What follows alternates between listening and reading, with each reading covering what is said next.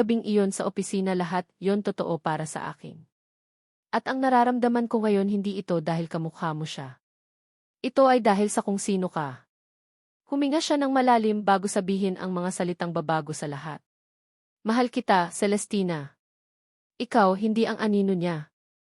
Ang mga salita ni Anghel ay tumago sa puso ni Ina na parang isang mainit na patalim, masakit ngunit nagbibigay linaw. Nakita niya ang bawat emosyon sa mukha nito, ang pagsisisi, ang sakit, at ang katapatan. At ang luhang iyon ang bumasag sa huling piraso ng yelo sa kanyang puso. Ang ina na umalis sa mansyon ay hindi na ang ina na nakatayo ngayon sa dalampasigang ito. Ang sakit ay nagpatatag sa kanya. Ang pagtataksil ay nagturo sa kanya ng kanyang sariling halaga. Dahan-dahan siyang lumapit dito. Itinaas niya ang kanyang kamay at sa pag-aalinlangan, pinunasan niya ang luha sa pisngi nito. Naramdaman niya itong bahagyang napaatras sa gulat. Kung totoo yan, sabi ni Ina, ang boses ay kalmado na ngunit puno ng bagong lakas. Bumalik ka at ipaglaban mo ang sayo. Maghihintay ako. Nagulat si Anghel. Anong ibig mong sabihin? Ang kumpanya mo. Ang pangalan mo. Ang kinabukasan mo. Ipaglaban mo. Patunayan mo sa kanila at sa sarili mo na hindi ka na ang duwag na sinasabi mo. Sa sandaling iyon, isang malakas na ring ang pumunit sa kanilang katahimikan. Ang cellphone ni Anghel. Tiningnan niya ito. Ang pangalan ng kanyang key ang nasa screen. Huwag mong sagutin, sabi ni Anghel, ibabalik na sana sa bulsa ang telepono. Sagutin mo, pigil ni Ina. Harapin mo. Nag-alinlangan si Anghel, ngunit tumango at sinagot ang tawag. Hello? Ano? Nagsimula na ang meeting. Si Katrina. Anong ginawa niya? CJ. Papunta na ako.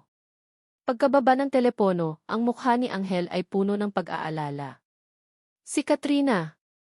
Minamanipula niya ang board. Kailangan kong bumalik. Ngumiti si Ina, isang tunay na ngiti. Alam ko. Kaya umalis ka na.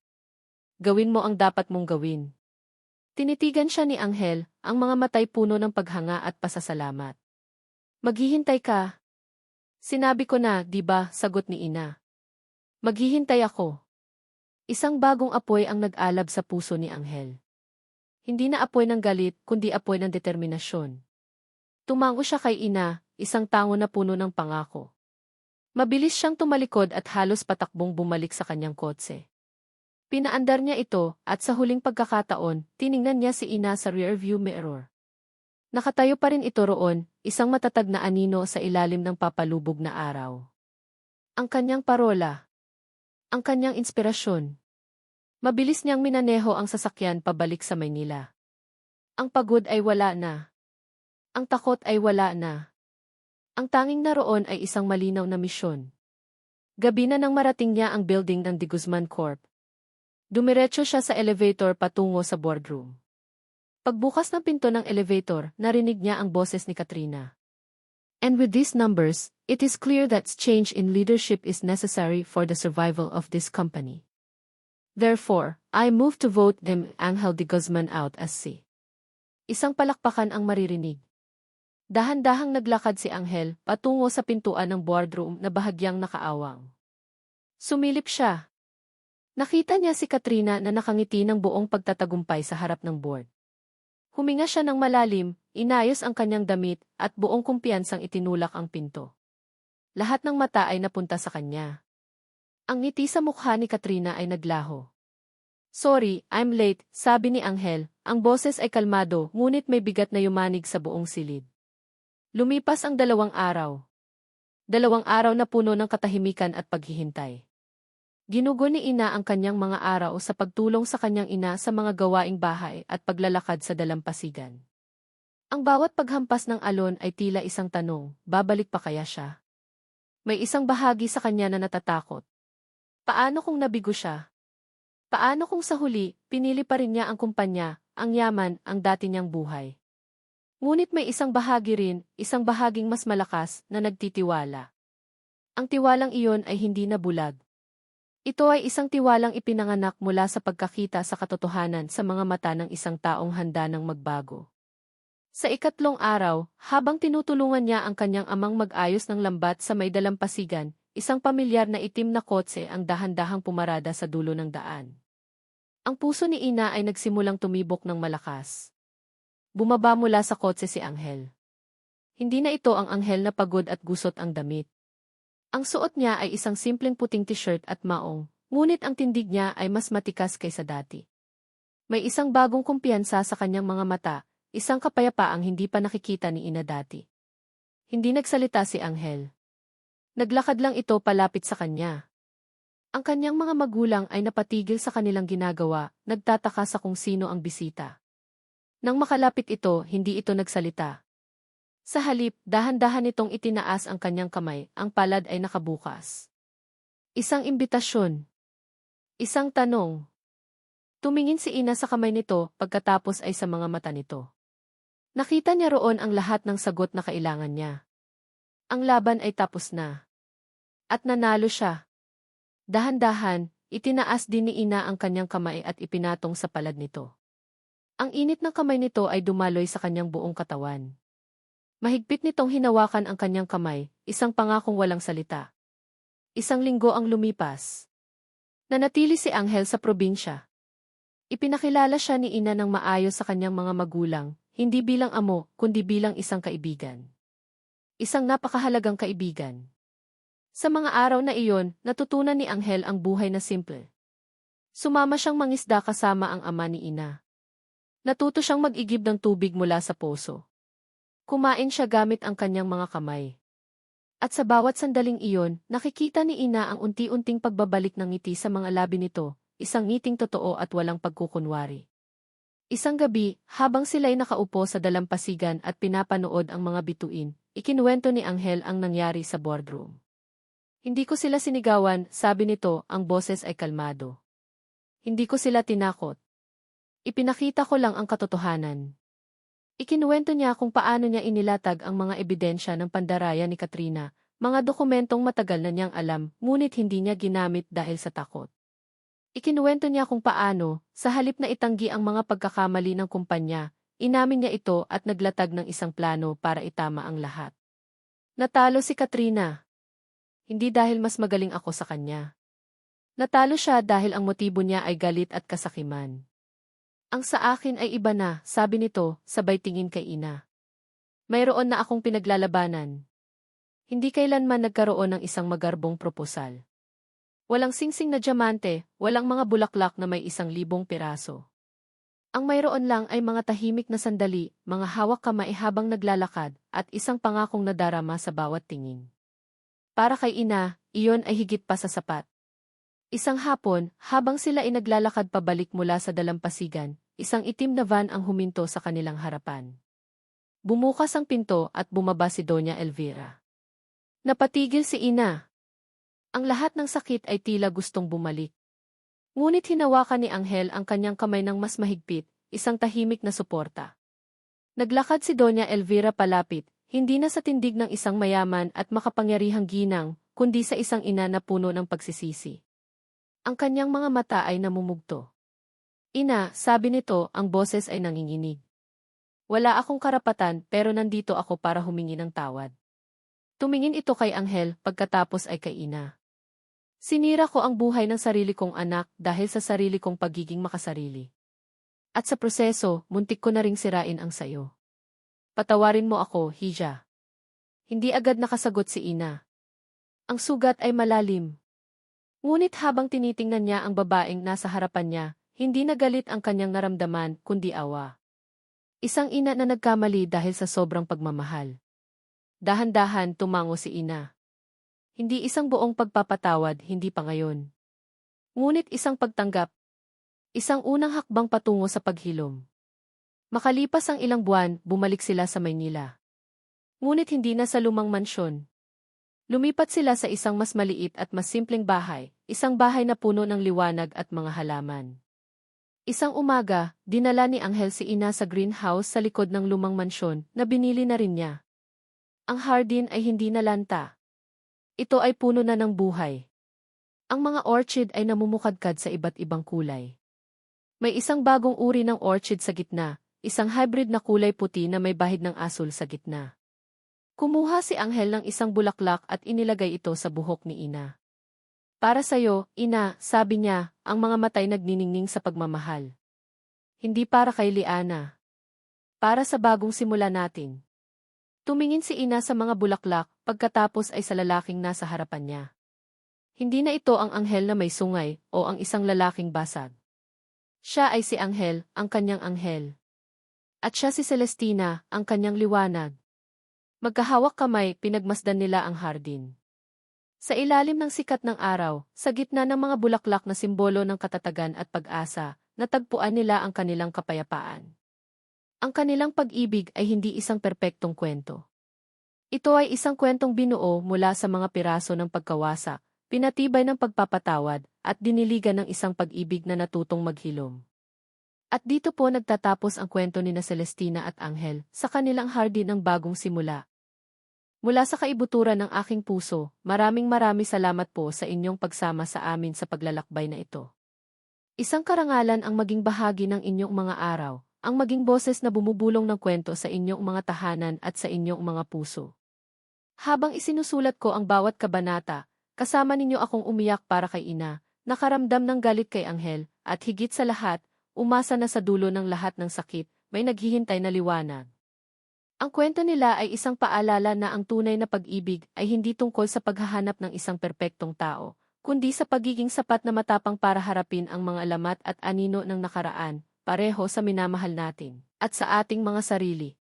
Ito ay isang paalala na ang kapatawaran, lalo na ang pagpapatawad sa sarili, ang unang hakbang patungo sa tunay na paghilom.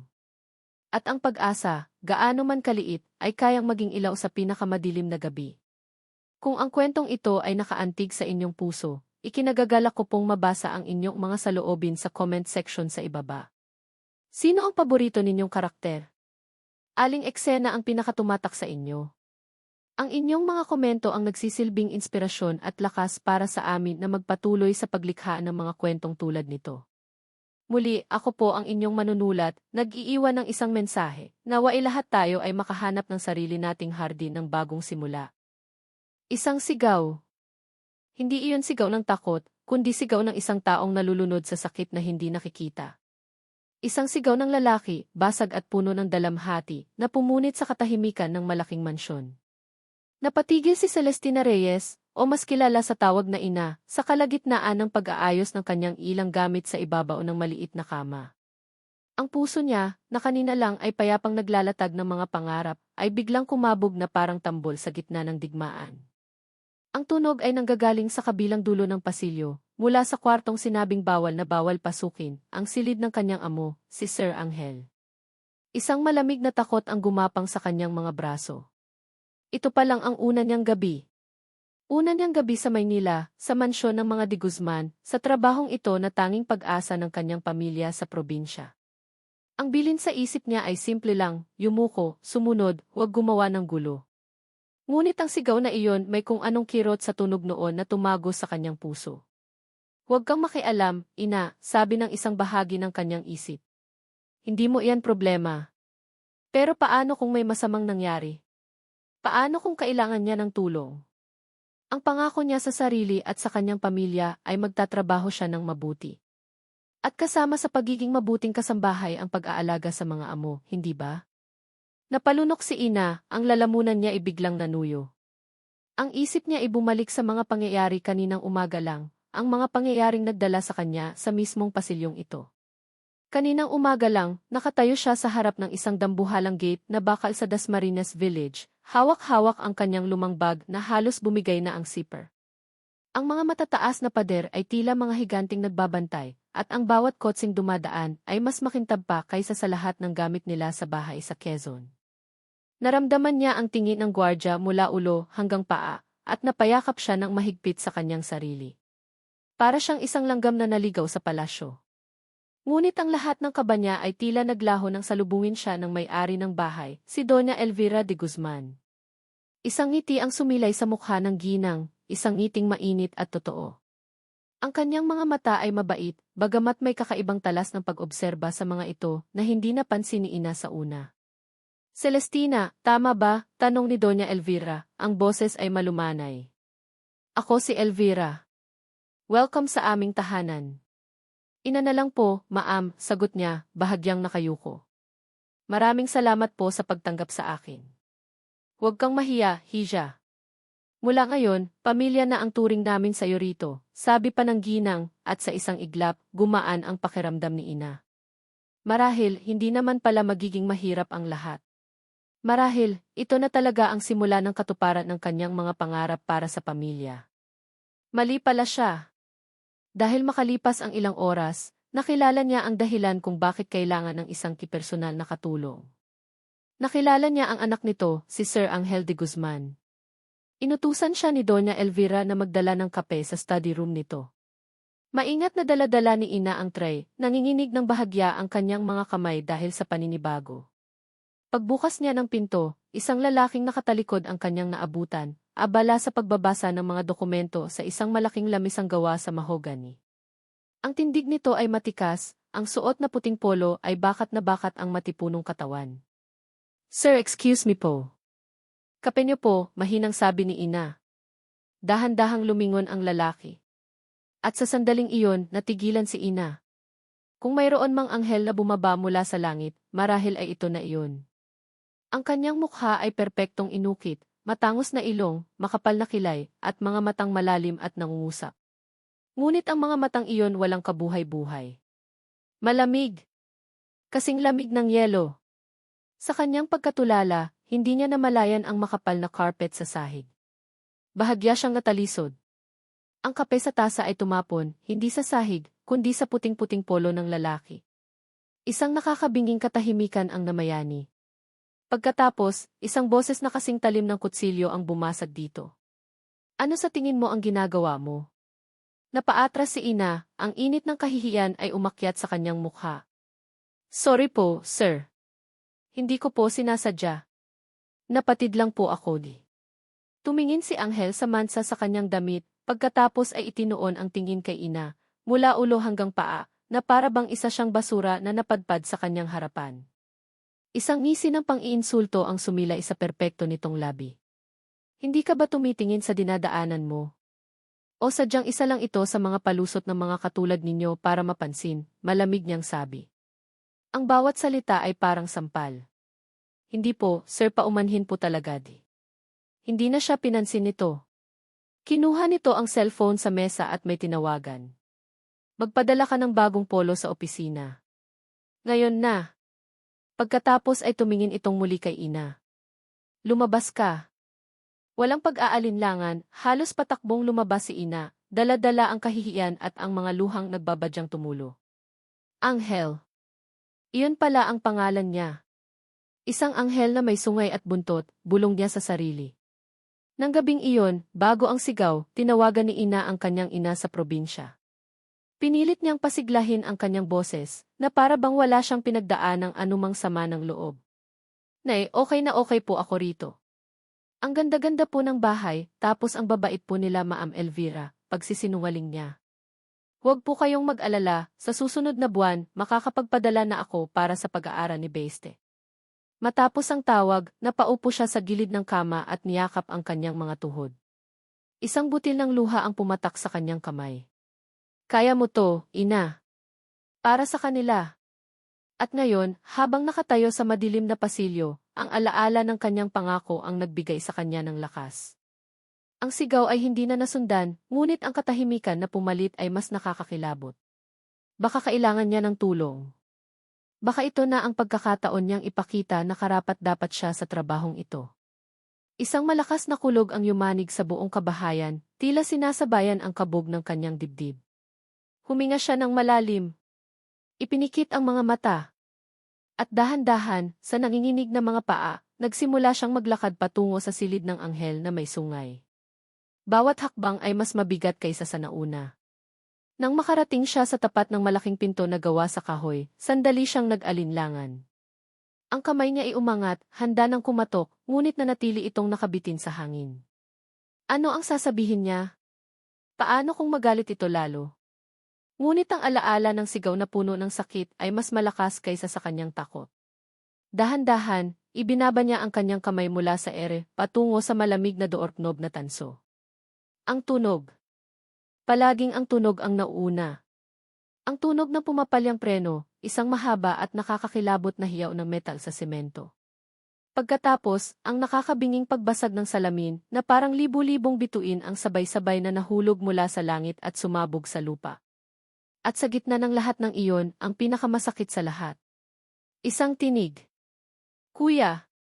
Agad na napabalikwas ng bangon si Angel de Guzman. Ang kanyang dibdib ay mabilis na umaakyat baba, tila hinahabol ang hiningang ninakaw ng panaginip. Pawis, malamig na pawis, ang bumabalot sa kanyang noo at likod. Ang kumot ay gusot na sa kanyang paanan, isang testamento ng pakikipagbuno niya sa mga demonyo ng kanyang isipan habang natutulog. Iginala niya ang kanyang paningin sa madilim na silid. Ang mga anino mula sa mga mamahaling muebles ay tila mga halimaw na nag-aabang, mga saksi sa kanyang kahinaan. Sa labas, patuloy ang pagbuhos ng malakas na ulan, at isang matalim na kidlat ang gumuhit sa kalangitan, pansamantalang nagbibigay liwanag sa buong kwarto. At sa liwanag na iyon, nakita niya ito. Isang anino. Isang anyo ng babae, nakatayo malapit sa pintuan. Hindi ito gumagalaw. Nakatingin lang ito sa kanya. Ang puso ni Angel ay tila tumigil sa pagtibok. Ang isip niya, nalito pa rin dahil sa panaginip at sa biglaang paggising, ay hindi makaproseso ng maayos. Ang tanging alam niya ay ang pamilyar na hugis ng katawan, ang haba ng buhok na nakalugay, ang paraan ng pagtayo nito. Hindi. Hindi maaari. Kuya, tulong di. Ang tinig mula sa panaginip ay umalingaw-ngaw muli sa kanyang isipan. Ang sakit, ang pagsisisi, ang pangulila na pilit niyang ibinabaon sa ilalim ng galit at pagiging abala sa trabaho ay biglang umakyat na parang isang dambuhalang alon, handa siyang lunurin. Eliana, ang pangalang halos pabulong na lumabas sa kanyang mga labi. Isang pangalang matagal na niyang hindi binibigkas ng malakas. Isang pangalang nagdudulot ng kirot na kasing tindi ng isang saksak sa puso. Ang anino ay gumalaw, isang maliit na hakbang palapit sa kanya. Sa isa pang pagguhit ng kidlat, nasilayan niya ang mukha nito. Ang mga mata nitong malalaki at bilugan, puno ng pag-aalala. Ang mga labi nitong bahagyang nakaawang. Ang mukha na gabi-gabi niyang nakikita sa kanyang mga bangungot. Ang lohika ay umalis sa kanyang isipan. Ang kontrol na palagi niyang pinanghahawakan ay gumuho. Wala na ang siyi na si Angel de Guzman.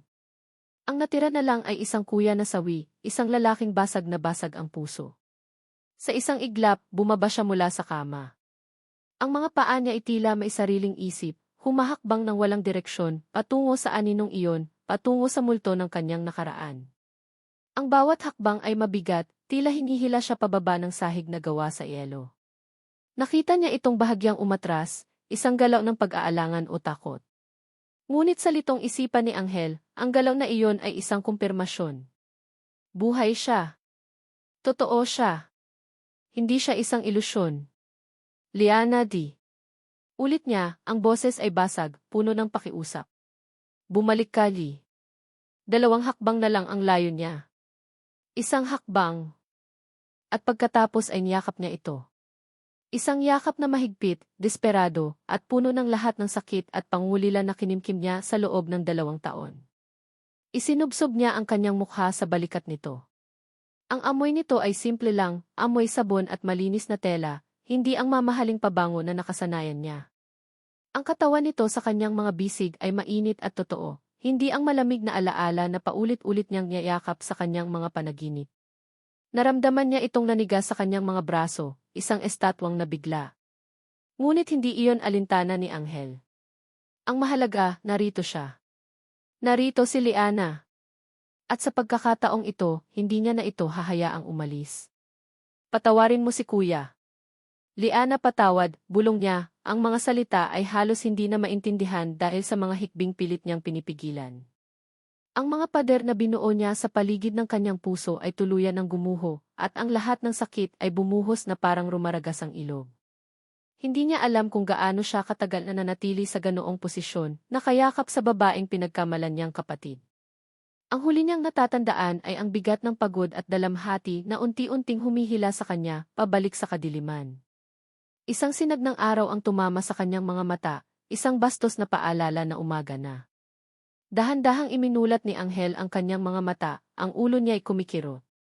Napagtanto niyang hindi siya nasa kanyang kama, kundi nakahiga sa mahabang sofa sa kanyang silid. Inilibot niya ang kanyang paningin. At doon, sa isang silyang malapit sa bintana, nakita niya ito. Ang babae. Ang bagong katulong. Siya ay nakaupo, ang ulo ay nakasandal sa pader, mahimbing na natutulog. Ang kanyang mukha ay payapa, malayo sa pag-aalalang nakita niya kagabi. At sa isang iglap, ang lahat ay bumalik kay Anghel na parang isang malakas na sampal. Ang bangungot.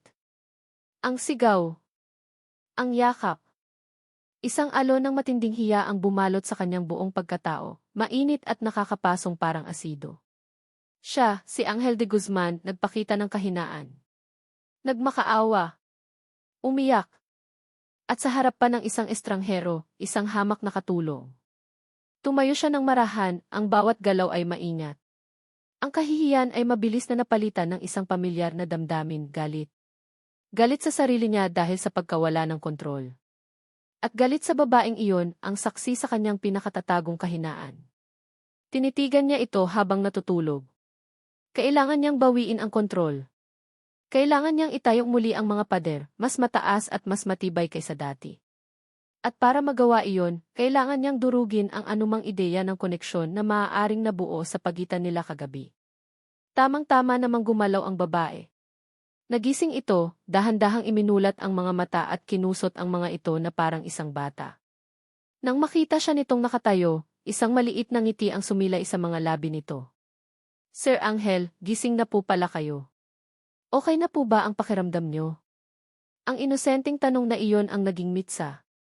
Anong ginagawa mo pa rito? Malamig at matigas niyang tanong, ang bawat salita ay may diin. Natigilan ng babae, ang ngiti ay naglaho sa kanyang mukha. Pipo, binantayan ko lang po kayo kagabi kasi. Hindi kita tinatanong kung anong ginawa mo. Tinatanong kita kung bakit nandito ka pa sa kwarto ko. Putol niya rito, ang boses ay tumataas. Lumapit siya, ang bawat hakbang ay naglalayong takutin ito. Sinamantala mo ang sitwasyon, ano? Nakita mong hindi ako nasa tamang pag-iisip kaya naisip mong may pagkakataon ka? Ang pagkalito sa mukha ng babae ay napalitan ng sakit. Hindi po, sir. Nag-alala lang po talaga ako sa inyo. Huwag mo akong tawaging sir, na para bang may utang na loob ako sa'yo. Singhal niya, ang mga mata ay nag-aapoy sa galit na itinutuon niya lahat dito. Ano ang akala mo? Na dahil sa nangyari kagabi may magbabago? Na magiging espesyal ka? Ganyan na ba talaga kayong lahat?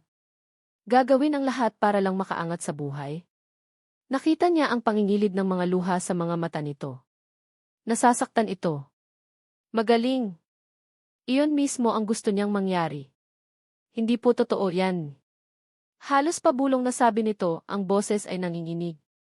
Handa na sana siyang magsalita muli, magbitiw ng isa pang masakit na salita para tuluyan na itong durugin, nang isang boses ang pumutol sa tensyon. Anghel.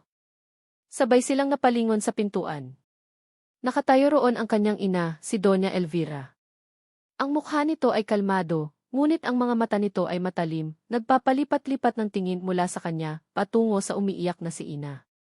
Napatigil si Anghel, ang galit ay biglang napalitan ng pagkairita. Ang timing ng kanyang ina ay laging perpekto. Hindi siya pinansin ni Doña Elvira. Ang mga mata nito ay nakatuon sa katulong. Sa malumanay ngunit may otoridad na boses, sinabi nito, Ina, halika. Mag-usap tayo. Sumunod si ina kay Doña Elvira palabas ng silid ni Anghel. Ang bawat hakbang niya ay parang may nakakabit na bolang bakal sa kanyang mga paa. Ang mga salita ni Sir Anghel ay umuulit-ulit sa kanyang isipan na parang sirang plaka. Ang bawat isa ay tila maliliit na bubog ng salamin na tumutusok sa kanyang puso. Gagawin ang lahat para lang makaangat sa buhay. Napayuko siya, ang mga mata ay nakatuon sa malamig na sahig na gawa sa marmol. Hindi niya napigilan ang pagtulo ng kanyang mga luha. Ang layunin niya sa pagpunta sa Maynila ay simple lang, ang tulungan ang kanyang pamilya. Hindi niya kailanman inisip na mang-apak ng ibang tao, o samantalahin ang kahinaan ng iba para lang sa sarili niyang kapakanan. Ang isipin na iyon ang tingin sa kanya ng kanyang amo ay mas masakit pa kaysa sa anumang sampal. Dinala siya ni Doña Elvira sa isang maliit na sala na may tanawin ng malawak na hardin. Ang sikat ng araw sa umaga ay pumapasok sa mga salaming bintana, ngunit para kay ina, ang buong paligid ay madilim at malamig. Maupo ka, Hija, malumanay na sabi ni Doña Elvira, itinuturo ang isang upuang yari sa ratan. Umupo si ina sa dulo ng upuan, ang mga kamay ay magkadikit sa kanyang kandungan, ang mga daliri ay nanginginig. Hindi niya magawang salubungin ang tingin ng ginang. Nahihiya siya. Nasasaktan. Gusto na lang niyang magtago sa ilalim ng lupa. Narinig niya ang pagbuntong hininga ni Doña Elvira. Ina, gusto kong humingi ng paumanhin para sa inasal ng aking anak. Nag-angat ng tingin si ina, nagulat. Hindi niya inaasahan iyon. May pinagdadaanan si Anghel, pagpapatuloy ng ginang, ang mga mata ay nakatingin sa malayo, tila may inaalalang isang masakit na nakaraan. Hindi siya palaging ganyan. May isang pangyayari sa buhay niya na nagbago sa kanya, na nagpatigas sa kanyang puso. Ang galit na nakita mo kanina hindi iyon para sa'yo, Hija. Iyon ay para sa sarili niya. Ang mga salita ni Doña Elvira ay parang isang patak ng gamot sa kanyang mga sugat. Hindi nito lubusang inalis ang sakit, ngunit nabawasan nito ang kirot. Hindi po ako galit kay Sir Anghel, maam, mahinang sabi ni ina, pinupunasan ang kanyang mga pisngi. Nag-alala lang po ako. Isang maliit na ngiti ang sumilay sa mga labi ni Doña Elvira, isang ngiting may kahalong lungkot. Alam ko. At iyon mismo ang dahilan kung bakit kita pinili, ina. Nakita ko sa mga mata mo ang kabutihan. Isang kabutihang matagal nang nawala sa bahay na ito. Lumapit ang ginang at hinawakan ang kamay ni ina. Ang kamay nito ay mainit at banayad. Huwag mong sukuan si Anghel, pakiusap. Minsan, ang mga taong pinakamahirap mahalin ay ang mga taong pinakakailangan nito. Siguro ikaw ang magiging liwanag na kailangan niya para mahanap muli ang daan pabalik. Ang mga salitang iyon ay tumago sa puso ni ina. Ikaw ang magiging liwanag. Bigla, ang kanyang misyon ay hindi na lang tungkol sa pagpapadala ng pera sa probinsya. May mas malalim na dahilan. May mas mahalagang layunin. Napatingin siya kay Doña Elvira, at sa pagkakataong ito, isang bagong determinasyon ang makikita sa kanyang mga mata. Gagawin ko po ang lahat ng makakaya ko, maam. Sa mga sumunod na araw, naging anino si ina sa mansyon. Ginagawa niya ang kanyang mga tungkulin ng tahimik at maayos.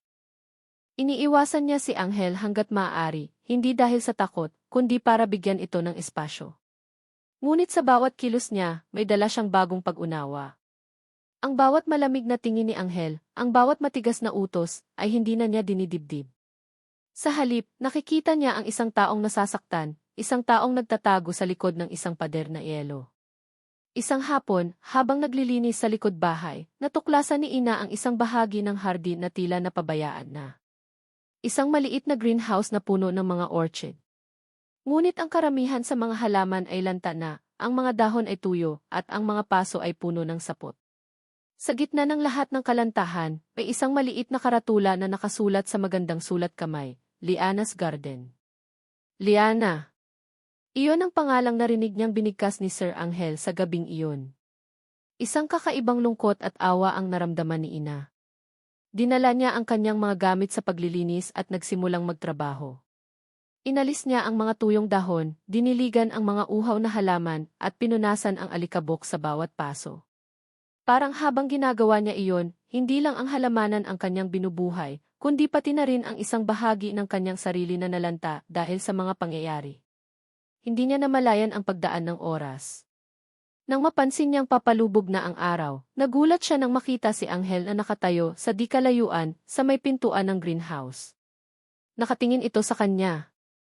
Walang galit sa mga mata nito. Walang pang-iinsulto. Tanging isang blankong ekspresyon na hindi niya mabasa. Handa na sanang magpaliwanag si ina, humingi ng paumanhin sa pagpasok sa lugar na iyon, ngunit nagulat siya nang bigla na lang itong tumalikod at naglakad paalis, walang sinabing kahit isang salita. Isang maliit na lamat. Naramdaman ni ina na sa katahimikang iyon, isang maliit na lamat ang nabuo sa pader na yelo na nakapalibot kay Anghel. Kinagabihan, naglakas loob si ina na magluto ng sinigang na baboy, ang paboritong pagkain ng kanyang ama. Dahan-dahan niyang inihain ito sa hapagkainan. Dumating si Anghel, naupo at nagsimulang kumain ng walang imik.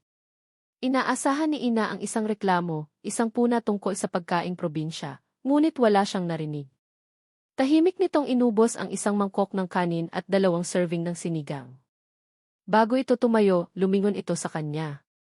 Salamat sa pagkain, sabi nito sa isang boses na halos hindi marinig, bago mabilis na umakyat sa kanyang silid. Naiwan si Ina na nakatayo sa kusina, nakangiti. Isang maliit na pasasalamat. Ngunit para sa kanya, iyon ay isang malaking tagumpay. Ang pag-asa ay muling sumibol sa kanyang puso. Marahil tama si Doña Elvira. Marahil kaya niyang maging liwanag. Kinabukasan, habang masaya siyang nagwawalis sa harap ng mansyon, isang makintab na itim na kotse ang huminto sa tapat ng gate. Bumukas ang pinto sa passenger side at lumabas ang isang babaeng napakaganda. Ang suot nitong pulang bestida ay hapit na hapit sa katawan, ang buhok ay perpektong nakaayos, at ang mga mata ay matalim na parang isang agila. Naglakad ito papalapit kay Ina, ang takong ng kanyang mga stiletto ay tumutunog sa sementadong daan. Tiningnan siya nito mula ulo hanggang paa na maihalong pandidiri. At sino ka namang hampas lupa ka? Tanong ng babae, ang boses ay puno ng pagmamataas. Nasaan si Anghel? Ang boses. Narinig ni Anghel ang boses na iyon mula sa bintana ng kanyang study. Isang boses na pamilyar, matamis pakinggan ngunit may kamandag na nakatago sa bawat pantig. Isang boses na minsan niyang minahal at ngayon ay kinamumuhian niya ng higit pa sa anupaman. Katrina. Ang pangalan ay parang laso na kumalat sa kanyang sistema. Agad, ang mumunting kapayapaan na naramdaman niya sa mga nakalipas na araw, ang kapayapaang dulot ng tahimik na pag-aalaga ni Ina, ng lasa ng sinigang na nagpaalala sa kanya ng mga panahong simple pa ang lahat. Nang muling pamumukadkad ng mga orchid ni Liana, ay biglang naglaho. Ang pader na yelo na nagsimula ng magkalamat ay muling tumigas, mas makapal at mas malamig kaysa dati. Mabilis siyang bumaba ng hagdanan, ang bawat hakbang ay mabigat sa galit. Naabutan niya ang eksena sa sala. Si Katrina, sa kanyang mamahaling pulang bestida, ay nakaupo sa paboritong sofa ng kanyang ina na para bang pag-aari niya ang buong bahay. Si Ina naman ay nakatayo sa isang sulok, nakayuko, tila isang munting ibon na natatakot sa isang ahas. Anghel, darling, bati ni Katrina, ang ngiti sa kanyang mga labi ay hindi umabot sa kanyang mga mata. Tumayo ito at lumapit sa kanya, handa siyang yakapin. Umatras si Anghel, isang maliit ngunit malinaw na pag-iwas. Anong ginagawa mo rito, Katrina? Tanong niya, ang boses ay walang emosyon, ngunit ang panga niya ay mariing nagtiim. Hindi na tinag si Katrina sa kanyang pag-iwas. Tumawa lang ito ng mahina. What a way to greet your ex-fans. Namiss lang kita. Masama ba yon? Tapos na tayo, mariing sabi ni Anghel. Umalis ka na. Oh, come on, Anghel. Huwag ka namang ganyan. We have business to discuss. Is new proposal for the merger.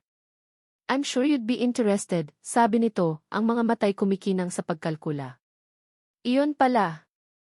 Hindi siya narito para sa kanya. Narito siya para sa negosyo. Para sa kumpanya. Gaya ng dati. Ang atensyon ni Katrina ay biglang napunta kay Ina, na nanatiling tahimik sa isang tabi. By the way, hindi mo pa pinapakilala sa akin ang bago mong alaga, sabi ni Katrina, ang salitang alaga ay binigkas niya ng may diin at pang-insulto. Isang bahagi ng isipan ni Anghel ang gustong ipagtanggol si Ina. Gusto niyang sabihin na huwag siyang bastusin. Ngunit ang isa pang bahagi, ang bahaging nasaktan at binalot ng takot, ay pumigil sa kanya. Ang pagpapakita ng anumang pag-aalala para kay Ina ay magiging isang kahinaan sa mata ni Katrina. Isang armas na tiyak na gagamitin ito laban sa kanya. Kaya't nanahimik siya. Ikinuyom niya ang kanyang mga kamao sa kanyang likuran at pinanood ang susunod na mangyayari.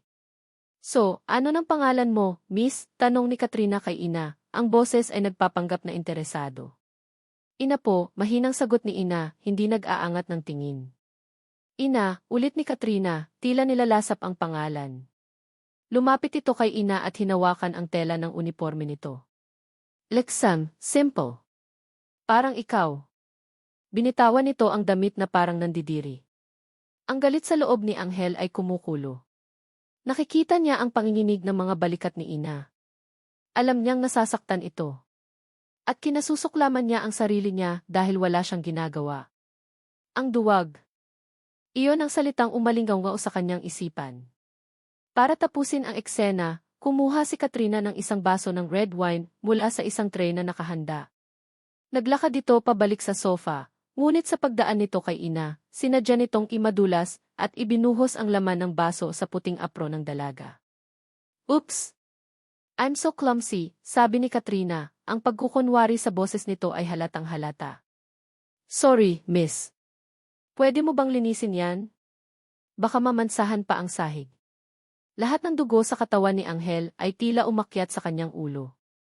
Ngunit bago pa man siya makapagsalita, nakita niya si Ina na kumuha ng basahan at nagsimulang lumuhod para punasan ang natapong alak sa sahig. Walang reklamo. Walang galit. Tanging isang tahimik na pagtanggap sa kahihiyan.